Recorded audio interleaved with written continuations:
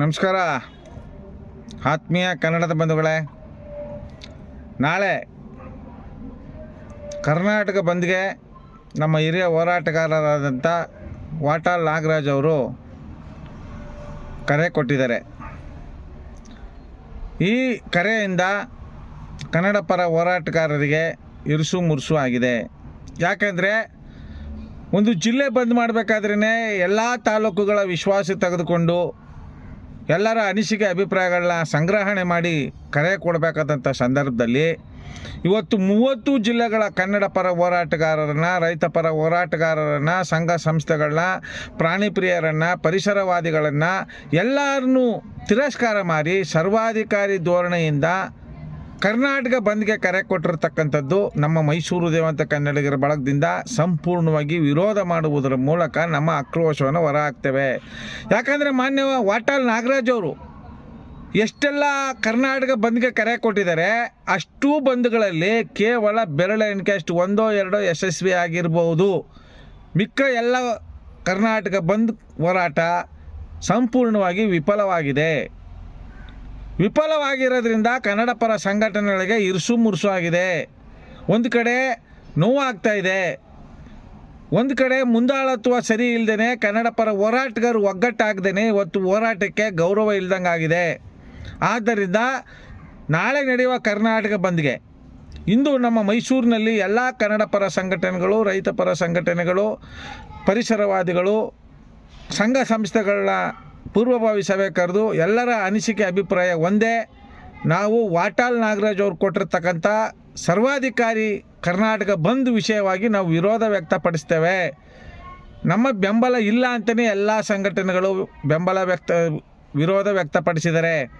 ಆದರೆ ಎಲ್ಲ ಸಂಘಟನೆಗಳು ಒಗ್ಗೂಡಿ ನಾವು ಮೈಸೂರು ಬಂದ್ ಮಾಡೋದು ಬೇಡ, ಸಾಂಕೇತಿಕವಾಗಿ ಮೈಸೂರಿನಲ್ಲಿರ್ತಕ್ಕಂಥ ಹೃದಯ ಭಾಗದಲ್ಲಿರ್ತಕ್ಕಂಥ ಆರ್ಗೇಟ್ ಸರ್ಕಲಲ್ಲಿ ಎಲ್ಲ ಸಂಘ ಸಂಸ್ಥೆಗಳು ಒಗ್ಗೂಡಿ, ಯಾಕಂದರೆ ಇವತ್ತಿನ ರಾಜಕಾರಣಿಗಳು ಏನು ಹೇಳ್ತಾರೆ, ನಾವು ಮಾಡ್ತೇವೆ, ನಾವು ಮಾಡಿ ತೋರಿಸ್ತೇವೆ, ಸುಮ್ಮನೆ ಇರಿ ಅಂತ ಹೇಳಿರೋದ್ರಿಂದ ನಮ್ಮ ಮೈಸೂರಿನಲ್ಲಿರ್ತಕ್ಕಂಥ ಸಂಘ ಸಂಸ್ಥೆಗಳು, ಕನ್ನಡ ಪರ ಸಂಘಟನೆಗಳು 1 ಗಂಟೆ ಅಥವಾ 2 ಗಂಟೆಗಳ ಕಾಲ ನಿದ್ರಿಸುವುದರ ಮೂಲಕ, ಯಾಕಂದರೆ ಆಡಳಿತ ಅವ್ರಿಗೆ ಕೊಟ್ಟಿದ್ವಿ, ಓಟ್ ಹಾಕಿ ಗೆಲ್ಸಿದ್ವಿ, ಅಧಿಕಾರದ ಚುಕ್ಕಾಣಿ ಹಿಡಿದಿದ್ದಾರೆ, ಅವ್ರು ಯಾವ ರೀತಿ ನಡೆಸ್ತಾರೆ, ಯಾವ ರೀತಿ ಅವರ ರೂಪರೇಷೆಗಳನ್ನ ಸಿದ್ಧತೆ ಮಾಡ್ಕೋತಾರೆ, ನಮ್ಮ ಕನ್ನಡ ನಾಡಿನ ಸಂಪತ್ತನ್ನು ಯಾವ ರೀತಿ ಸಂರಕ್ಷಣೆ ಮಾಡ್ತಾರೆ ಅನ್ನೋ ಒಂದು ಮೂಲ ಉದ್ದೇಶದಿಂದ ನಾವು ಸಾಂಕೇತಿಕವಾಗಿ 1 ಗಂಟೆಗಳ ಕಾಲ ಎಲ್ಲ ಕನ್ನಡ ಪರ ಸಂಘಟನೆಗಳು ಮಲಗಿ ನಿದ್ರಿಸುವುದರ ಮೂಲಕ ಸರ್ಕಾರಕ್ಕೆ ಹಾಗೂ ಅಧಿಕಾರಿಗಳಿಗೆ ಹಾಗೂ ರಾಜಕಾರಣಿಗಳಿಗೆ,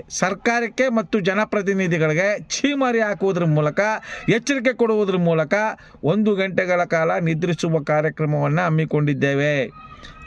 ನಮ್ಮ ವಿನೂತನ ಹೋರಾಟಕ್ಕೆ ಸ್ವಯಂ ಪ್ರೇರಿತರಾಗಿ ಮೈಸೂರಿನಲ್ಲಿ ವಾಸಿಸುವಂಥ 15 ಲಕ್ಷ ಜನಗಳಲ್ಲಿ ಶೇಕಡವಾರು 5% ಆದರೂ ನಮ್ಮ ಹೋರಾಟಕ್ಕೆ ಬೆಂಬಲ ಕೊಡುವುದರ ಮೂಲಕ ನಾವು ಈ ನಾಡಲ್ಲಿ ಹುಟ್ಟಿದ್ದೇವೆ, ನಾವು ಕನ್ನಡಾಂಬೆಯ ನೆರಳಲ್ಲಿದ್ದೇವೆ, ನಾವು ಸಹ ನಾಲ್ವಡಿ ಕೃಷ್ಣರಾಜ ಒಡೆಯರು ನೆಲೆಸಿದಂಥ ಅವರು ಕೊಟ್ಟಂಥ ಕೊಡುಗೆಗಳನ್ನ ಅವರ ಹಾದಿಯಲ್ಲಿ, ಅವರ ಮಾರ್ಗದರ್ಶನದಲ್ಲಿ ಹೋಗ್ತೇವೆ ಅಂತ ಪ್ರಾಮಾಣಿಕವಾಗಿರ್ತಕ್ಕಂಥ ಮತದಾರ ಬಂಧುಗಳು, ಎಲ್ಲ ಮೈಸೂರಿನ ನಾಗರಿಕರು, ಮೈಸೂರಿನ ಜನತೆ, ಮೈಸೂರಿನಲ್ಲಿ ಯುವಕ ಯುವತಿಯರು ಆರ್ಗೇಟ್ಗೆ ನಾಳೆ 11 ಗಂಟೆಯಿಂದ ಶುರುವಾಗುತ್ತೆ. 11 ಗಂಟೆಗೆ ಎಲ್ಲ ಮೈಸೂರಿನ ಪ್ರಜ್ಞಾವಂತ ಬುದ್ಧಿವಂತ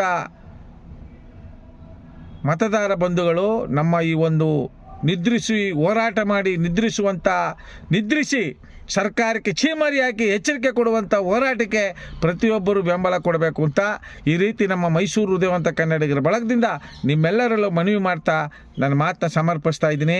ಎಲ್ಲರೂ ಸ್ವಯಂ ಪ್ರೇರಿತವಾಗಿ ನಾನು ಸಹ ನಮ್ಮ ಅನ್ನಪೂರ್ಣೇಶ್ವರಿ ಸ್ಟುಡಿಯೋವನ್ನು ನಾಳೆ ಒಂದು ದಿನ ಸಂಪೂರ್ಣವಾಗಿ ಬಂದ್ ಮಾಡಿ ನಾನು ಸಹ ಈ ಬಂದಲ್ಲಿ ಪಾಲ್ಗೊಂಡು ನನ್ನ ಮೈಸೂರು ಹೃದಯವಂತ ಕನ್ನಡಿಗರ ಬಳಗದ ಎಲ್ಲ ಸದಸ್ಯರುಗಳು ಪಾಲ್ಗೊಂಡು ಈ ಒಂದು ಬಂದ್ಗೆ ನಾವು ಸಂಪೂರ್ಣವಾಗಿ ಬೆಂಬಲವನ್ನು ವ್ಯಕ್ತಪಡಿಸ್ತೇವೆ.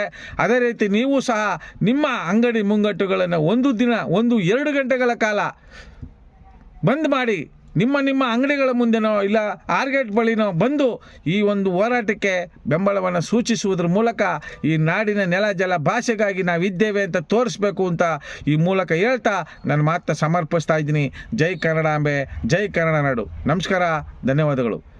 ಈ ವಿಷಯವಾಗಿ ಮಾಧ್ಯಮ ಮಿತ್ರರು ಹೆಚ್ಚಿನ ಸಂಖ್ಯೆಯಲ್ಲಿ ಭಾಗವಹಿಸಬೇಕು. ಈ ಒಂದು ವಿನೂತನ ಪ್ರತಿಭಟನೆಯನ್ನು ರಾಜ್ಯ ಸರ್ಕಾರಕ್ಕೆ ಗುರಿ ಮುಟ್ಟುವ ರಾಜ್ಯ ಸರ್ಕಾರಕ್ಕೆ ಮುಟ್ಟಿಸುವ ತನಕ ತಲುಪಿಸುವ ಜವಾಬ್ದಾರಿ ಮಾಧ್ಯಮ ಮಿತ್ರರಾಗಿರುವುದರಿಂದ ಹೆಚ್ಚಿನ ಸಂಖ್ಯೆಯಲ್ಲಿ ಮಾಧ್ಯಮ ಮಿತ್ರರು ಈ ಒಂದು ವಿನೂತನ ಹೋರಾಟಕ್ಕೆ ಬೆಂಬಲವನ್ನು ಸೂಚಿಸಿ ನೀವು ಸಹ ಪಾಲ್ಗೊಳ್ಳಬೇಕು ಅಂತ ಈ ಮೂಲಕ ಮಾಧ್ಯಮಗಳಲ್ಲಿ, ಪತ್ರಿಕಾ ಮಾಧ್ಯಮಗಳಲ್ಲಿ, ಎಲ್ಲ ನನ್ನ ಕನ್ನಡ ಪರ ಸಂಘಟನೆಗಳಲ್ಲಿ, ಎಲ್ಲ ಮೈಸೂರಿನ ನಾಗರಿಕರಲ್ಲಿ ಮತ್ತೊಮ್ಮೆ ಮಗದೊಮ್ಮೆ ಮನವಿ ಮಾಡ್ತಾ ನನ್ನ ಮಾತು ಸಮರ್ಪಿಸ್ತಾ ಇದ್ದೀನಿ. ಜೈ ಕನ್ನಡಾಂಬೆ, ಜೈ ಕನ್ನಡ ನಾಡು. ನಮಸ್ಕಾರ.